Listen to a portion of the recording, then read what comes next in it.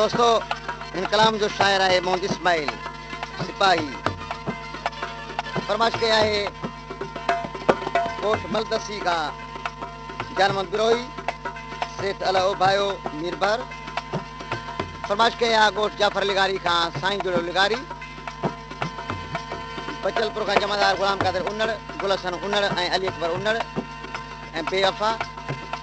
फरमाइश कया पीटीएस शहदादपुर का उस्ताद सोराब अली सूबेदार हमीस अली सियाल साहब सूबेदार गुलशन अली जुणेजो नौशर फिरोज खान सूबेदार अब्दुल गफूर लुंड साहब फरमाइश कया शहदादपुर का बचल सिकल है दोस्त आहिनि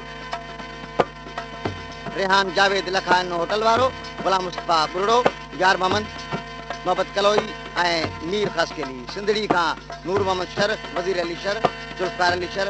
हाशिम मंगरियो गुलाम कुमार ऐं दो केबिन वारो रही तोखां जुदा जानी मरी बिंदुस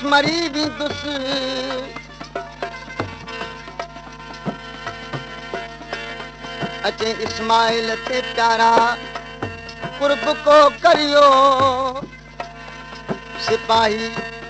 छा सजा जानी मरी बिंदुस सजा मोहब्बत मूंखे न एडी मिठा दे सजा मोहब्बत मूंखे न एडी मिठा दे अची दर्द मुंहिंजे दिल पर दवा दे सजा मोहब्बत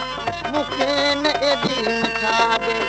सजा मोहब्बत मूंखे न एडी मिठा दे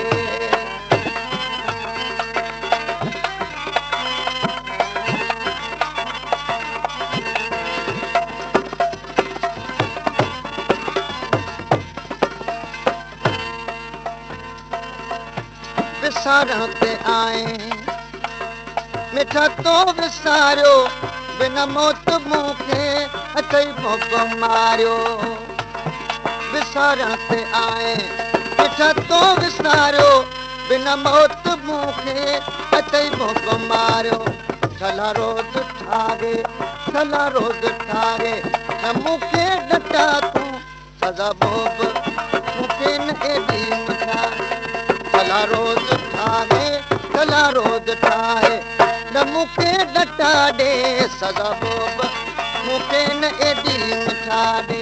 सजा मोहब्बत मूंखे न एडी मिठा ॾे अची दर्द मुंहिंजे दिल पर दवा ॾे सजा मोहब्बत मूंखे न एडी मिठा ॾे सजा मोहब्बत मूंखे न एडी मिठा ॾे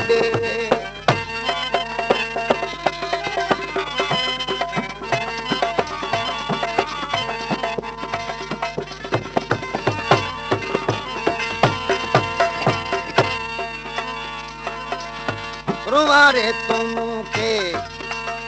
तमाशो ॾिसी थो न कि हाल दिल जो प्यारा पुछी थो रुवारे तूं मूंखे तमाशो ॾिसी थो न कि हाल दिल जो प्यारा पुछी थो थको तुंहिंजे आगी थको तुंहिंजे थको तुंहिंजे आगी भला चई सफ़ा ॾे सजा मोहब्बत मूंखे न एडी मिठा ॾे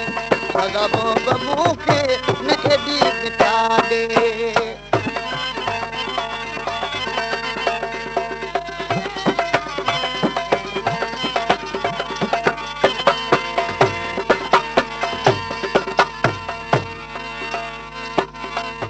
इस्माइल तुंहिंजो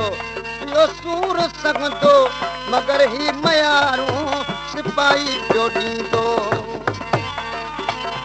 इस्माइल तुंहिंजो पियो सूर सघंदो